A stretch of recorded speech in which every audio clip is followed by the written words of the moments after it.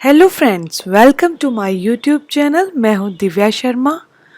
आज मैं आपको बताने जा रही हूं कि थायराइड के को क्योर करने के लिए कौन से योगा हैं। पहले तो बात यह है कि थायराइड दो टाइप का होता है, हाइपोथायराइड और हाइपरथायराइड। अब इसको क्योर करने के लिए कौन से योगासन हैं और इनके लक्षण कौन कौन से होते हैं, यानी कि हाइपोथायराइड के सिम्टम कौन से हैं और हाइपरथायराइड के सिम्टम कौन से हैं। हाइपोथायराइड के लिए योगा कौन सा है और हाइपरथायराइड के लिए कौन सा है, ये डिस्कस इस वीडियो में करेंगे। हाइपोथायराइड के लक्षण आपको दैनिक दिनचर्या में कुछ भी करने के प्रति उत्साह का अभाव लगता होगा। हर काम में सुस्ती एवं नकारात्मक दृष्टि होती होगी। यद्यपि आप पहले की तरह ही अपने दैनिक कार्य करते हैं, फिर भी आपको ज्यादा थकान महसूस होती होगी। आप यह समझने में बिल्कुल नाकाम होंगे कि कब्ज की शिकायत दूर क्यों नहीं हो रही।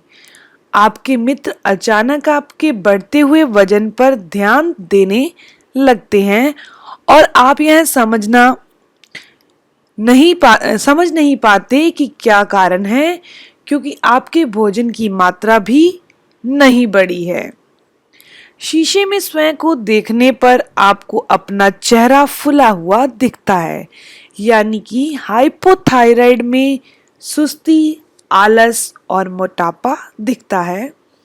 आप यह देख कर परेशान हो जाते हैं कि आपके लंबे घने बाल अचानक ही पतले हो रहे हैं। सारे घर में बालों के गुच्छे बिखरे दिखाई देते हैं। आपके मासिक धर्म चक्र अनियमित हो सकते हैं, यानी मेंस्ट्रुअल साइकिल अनियमित हो सकता है।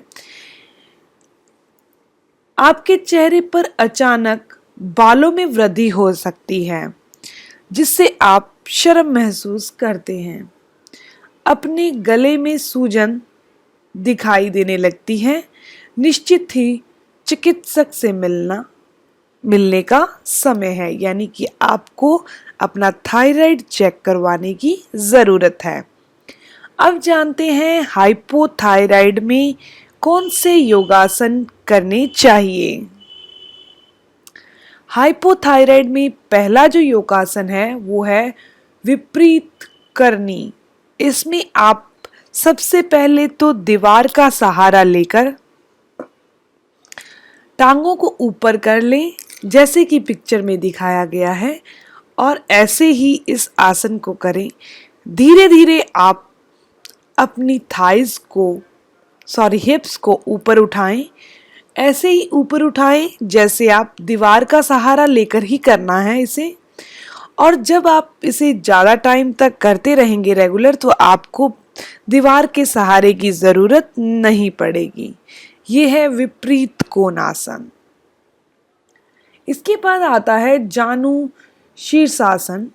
इसमें क्या करना है, जैसे पलाथी लगाते हैं वैसे ही आपको एक जो लेग होती है, एक टांग को मोड़कर उसके पैर को थाइस के साथ लगा लेना है और एक को खुला रखना है, एक लेग को खुला रखना है और अपने दोनों हाथों को मोड़कर उसके पैर को पकड़ना है जो सामने सीधा है।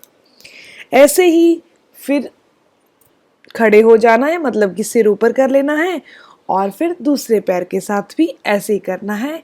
ये थायराइड को क्योर करने वाले, हाइपोथायराइड को क्योर करने वाले योगासन है। उसके बाद आता है मत्स्य आसन। इसमें आपको पलाथी लगानी है और सिर जो नॉर्मली आपको पलाथी लगाकर लेट जाना है एक हिसाब से, और अपने दोनों पैरों को पलाथी कुछ इस हिसाब से लगाएं कि आपके दोनों पैर ऊपर हों। अपने दोनों पैरों को दोनों हाथों से पकड़ लें और अपनी जो कमर के बीच में गैप दे दें। ये है मत्स्य आसन हाइपोथायराइड को क्योर करने के लिए। उसके बाद आता है हलासन। हलासन में आप सीधे लेट जाइए। उसके बाद अपने पैरों को मोड़ लीजिए, जैसे अपने कभी कभार घुटनों को मोड़कर लेट जाते हैं। उसके बाद एक एक करके अपने दोनों पैरों को पीछे की तरफ ले जाएं, हाथ सीधे रहें। जो इस आसन को करने में दिक्कत महसूस करें वो धीरे धीरे इस आसन को करें।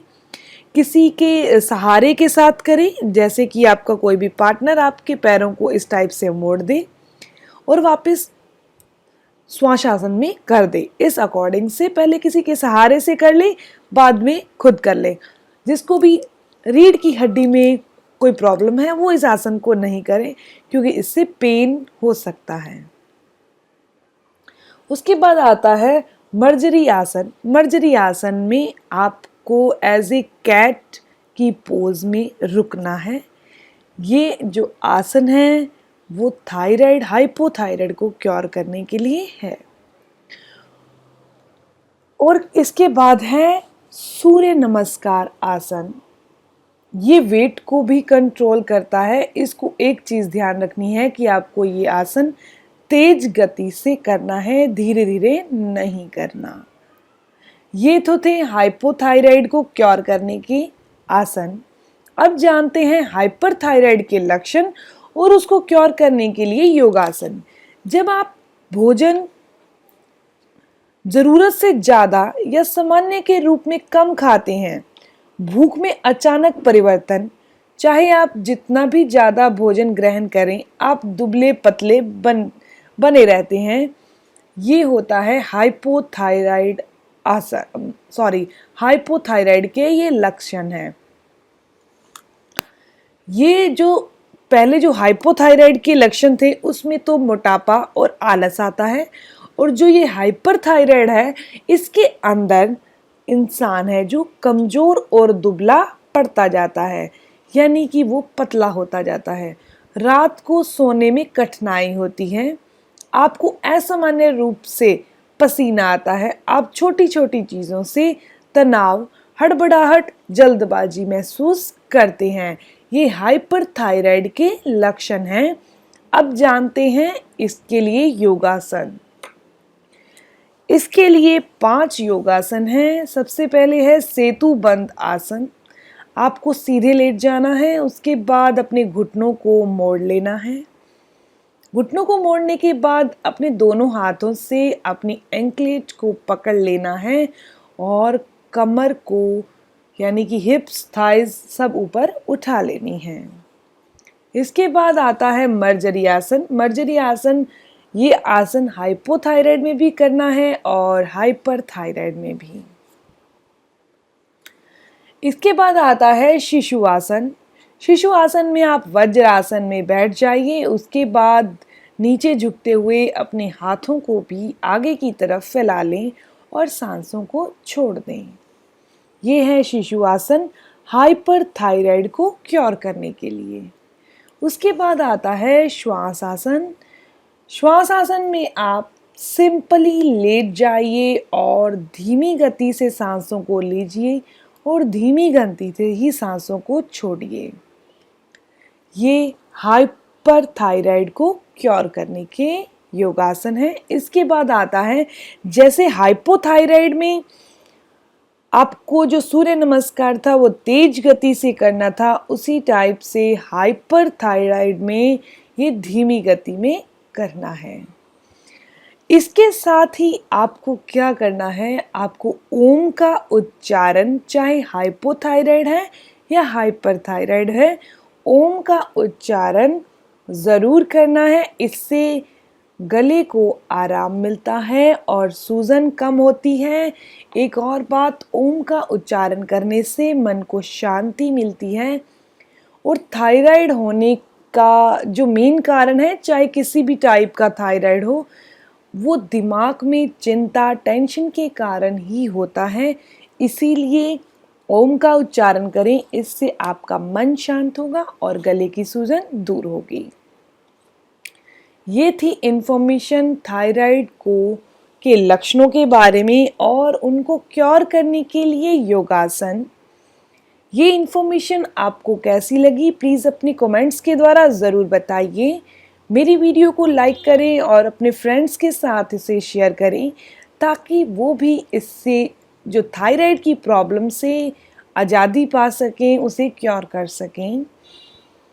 मेरे चैनल को सब्सक्राइब करें और चैनल को सब्सक्राइब करने के लिए मेरे लोगो पर क्लिक करें ताकि मेरी आने वाली वीडियोस की इंफॉर्मेशन आपको मिलती रहे। मिलते हैं एक और नई इंफॉर्मेटिव वीडियो के साथ। तब तक के लिए stay healthy, always be happy. Thank you for watching my video. Okay.